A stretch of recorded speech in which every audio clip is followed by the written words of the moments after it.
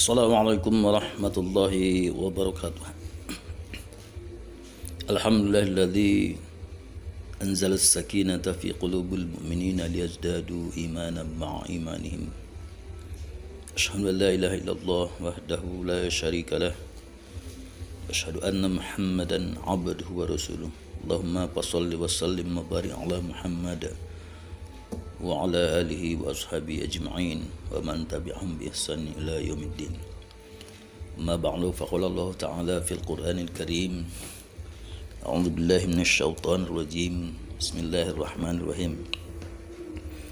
Wa min ayatihi an khalaqa lakum min anfusikum azwaja litaskunu ilaiha wa ja'ala bainakum mawaddatan wa rahmah. Inna fi dzalika laayatin liqaumin yatafakkarun. Thumma qala Rasulullah an-nikahu sunnati faman lam ya'mal bi sunnati falaysa minni. Nabi sallallahu alaihi wasallam bersabda, nikah itu adalah sunnahku. Siapa yang tidak mau melaksanakan sunnahku berarti bukan dia dari golonganku. Alhamdulillah, tiada kata yang paling indah kita ucapkan selain dari rasa syukur kita kepada Allah Subhanahu wa taala. Pada hari ini ananda berdua telah dilaksanakan ijab kabul,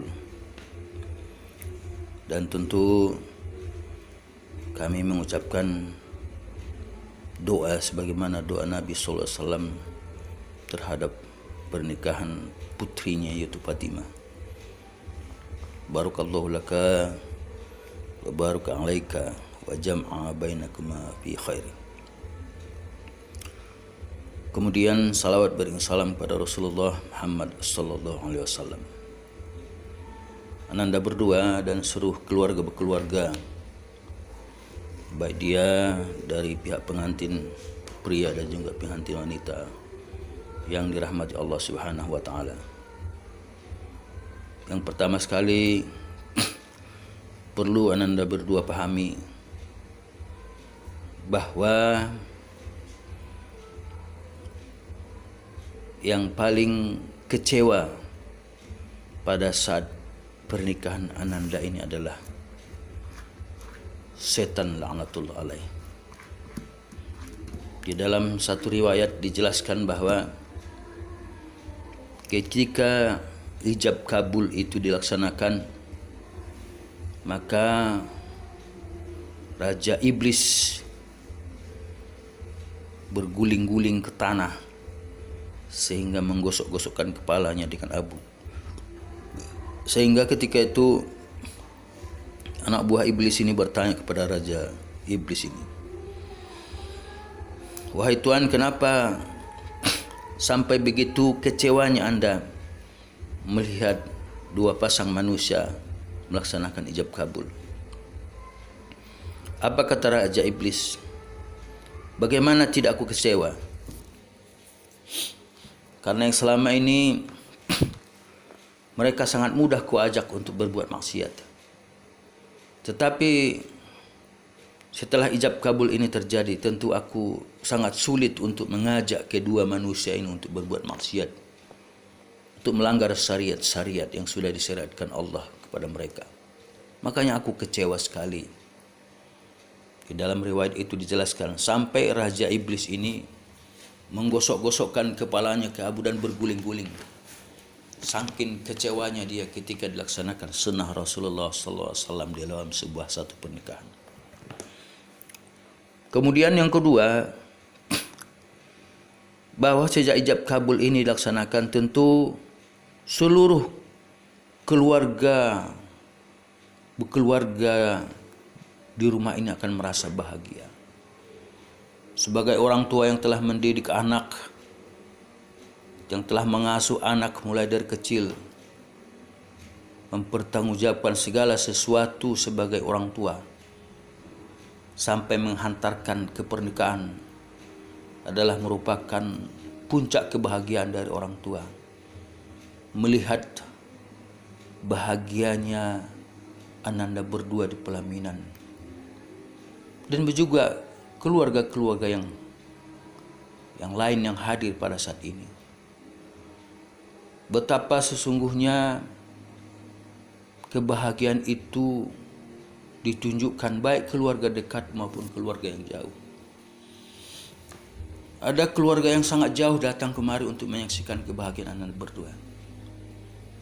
Tetapi kebahagiaan itu tidak hanya dirasakan oleh seluruh keluarga, tetapi juga ketika ijab kabul itu berlangsung, malaikat di langit pun turut berbahagia dan turut mendoakan kebahagiaan Anda berdua.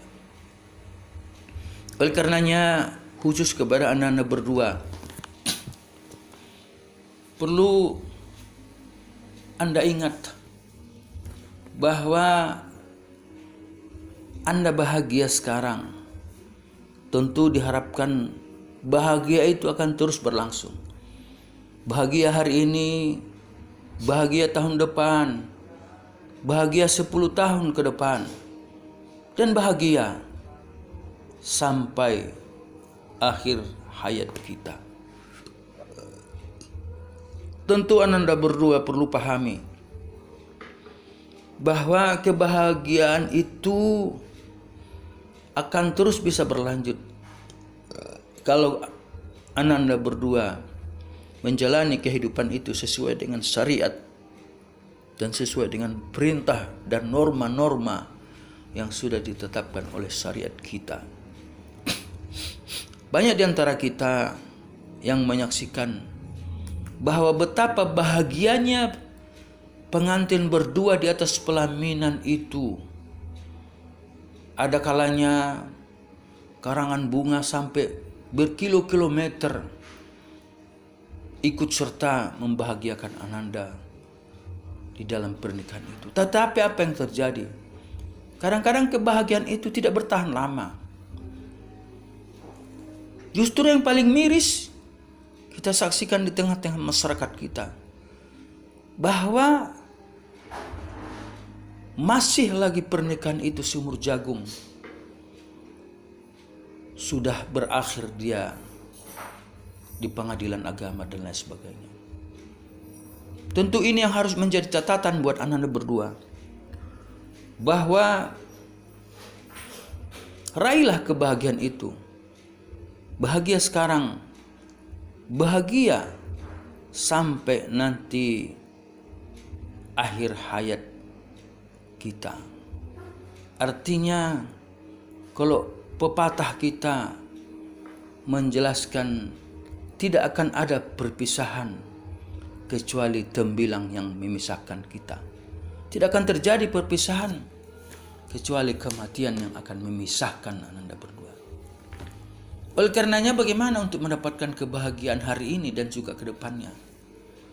Yang pertama, ikutilah aturan yang sudah dibuat oleh Allah Subhanahu wa ta'ala.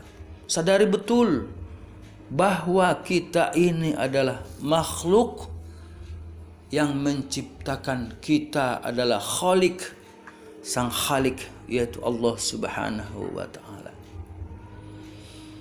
Maka di dalam pernikahan itu, untuk menuju kebahagiaan hari ini dan ke depannya, ikutilah petunjuk yang sudah dibuat oleh Allah Subhanahu wa ta'ala. Apa petunjuk yang dibuat Allah? Di dalam surah An-Nisa sudah dijelaskan Allah, sebagai suami ada tugas yang sudah diberikan oleh Allah, dan juga sebagai istri ada beban dan tanggung jawab yang sudah diberikan oleh Allah Subhanahu wa ta'ala. Yang pertama adalah tentang tugas suami. Dijelaskan Allah, ar-rijalu qawwamuna 'alan nisa. Bahwa ar-rijal yang dimaksudkan laki-laki di sini adalah ditujukan kepada suami. Qawwamuna 'alan nisa. Pelindung, pengasuh, pengayom bagi An-Nisa. Tentu yang dimaksudkan An-Nisa di sini adalah seorang istri.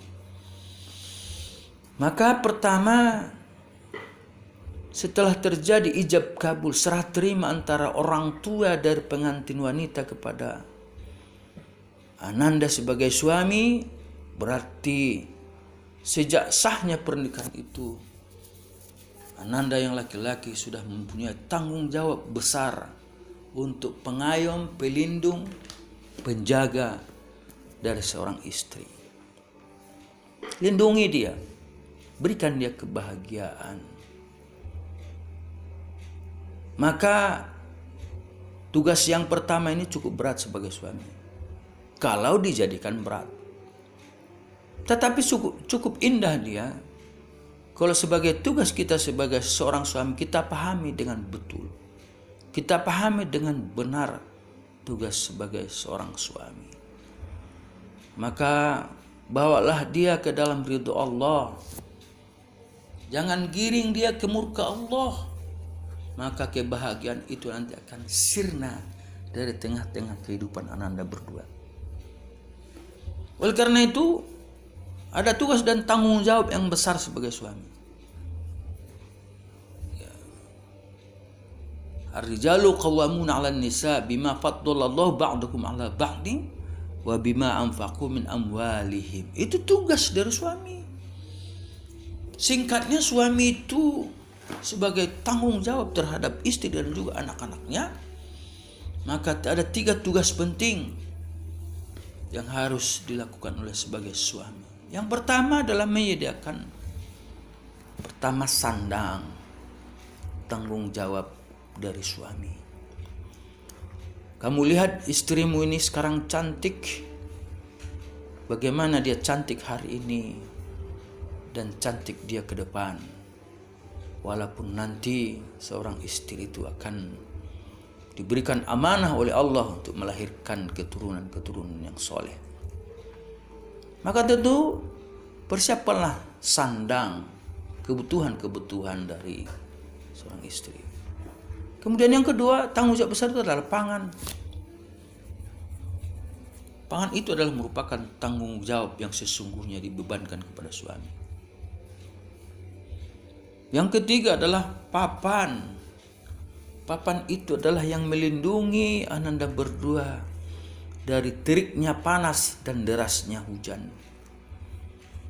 Oleh karenanya, ketiga hal ini bisa dilakukan oleh sebagai suami. Yang pertama, harus ada planning yang bagus, manajemen yang bagus, harus ada pengaturan yang bagus di dalam rumah tangga.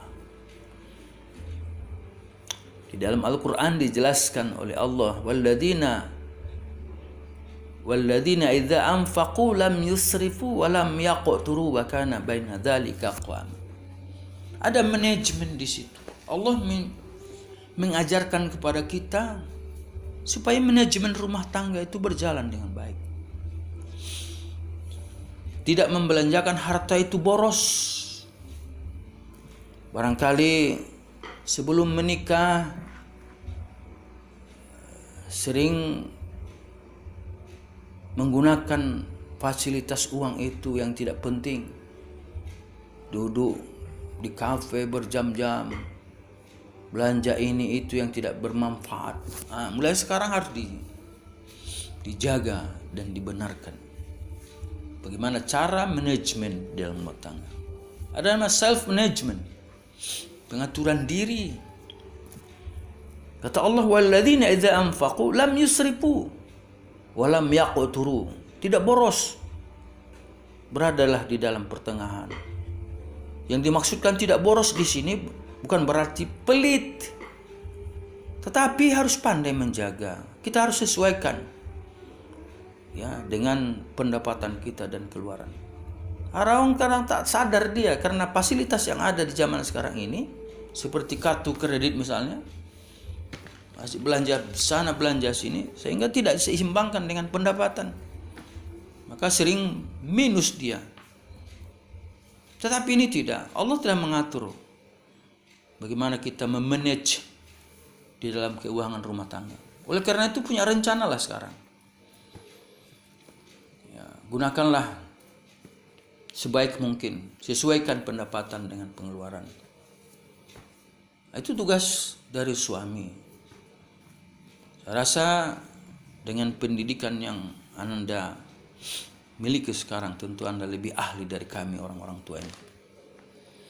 Kemudian tugas istri itu juga seimbang dia.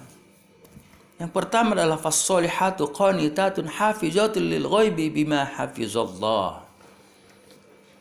Tugas pertama seorang istri itu adalah bagaimana berupaya sebaik mungkin menjadi istri yang baik, istri yang soleh. Fassolihat, jadilah istri yang soleh. Pemimpin itu tidak selamanya benar dia dalam melaksanakan tindakan. Kalau keliru dia, bantu dia untuk menyelesaikan. Ada kalanya khilaf, ingatkan. Ada kalanya lemah, kuatkan. Ada kalanya tak mampu dia di dalam segi keilmiahan, bantu dia untuk menyelesaikan. Fassolihat, jadilah wanita yang soleh. Seorang istri adalah merupakan lembaga pertama di dalam pendidikan terhadap anak-anak nanti. Maka jadilah menjadi lembaga pendidikan yang terbaik. Baik tidaknya seorang anak itu lebih cenderung tergantung kepada seorang ibu atau seorang istri. Qanitat, taatlah kepada suami. Jangan suka membantah apa yang dikatakan suami, sepanjang itu tidak keluar dari syariat, maka taatilah, patuhlah kepada suami. Suami berbeda dengan istri. Maka suami itu dia harus lebih diperhatikan. Ketika istri memperhatikan suami, tentu apapun permintaan seorang istri akan dipenuhi oleh suami. Hafizatul lil ghaibi bima hafizallah. Kemudian tugas yang berikutnya yang harus dilakukan oleh sebagai seorang istri adalah menjaga kehormatan suaminya. Menjaga kehormatan suaminya, menjaga harta benda suaminya, menjaga marwah suaminya, jangan sampai orang lain tahu. Maka ketika seorang istri mampu menjaga, maka Allah akan memberikan bantuan kepada seorang istri. Allah juga akan turut menjaga dari harkat suami yang ketika itu benar-benar dilakukan oleh seorang istri. Oleh karenanya, raihlah kebahagiaan dengan koridor yang sudah ditetapkan Allah dan Rasulnya. Bagaimana kasih sayang Rasulullah terhadap Khadijah ketika itu. Walaupun usia mereka bertaut sangat jauh, tetapi kasih sayang selalu dicurahkan oleh Rasulullah kepada istri tercintanya itu Khadijah. Bagaimana sayangnya dia kepada Aisyah dan juga istri-istri yang lainnya. Sebagai panutan kita, ittiba kepada Nabi sallallahu alaihi wasallam, tentu kita akan contoh suri tauladan yang dibuat oleh keluarga Nabi sallallahu alaihi wasallam. Oleh karenanya pernikahan itu bagaikan bahtera. Sekarang bahtera itu sudah diberikan, maka berlayarlah, gapailah ridhonya Allah Subhanahu wa taala.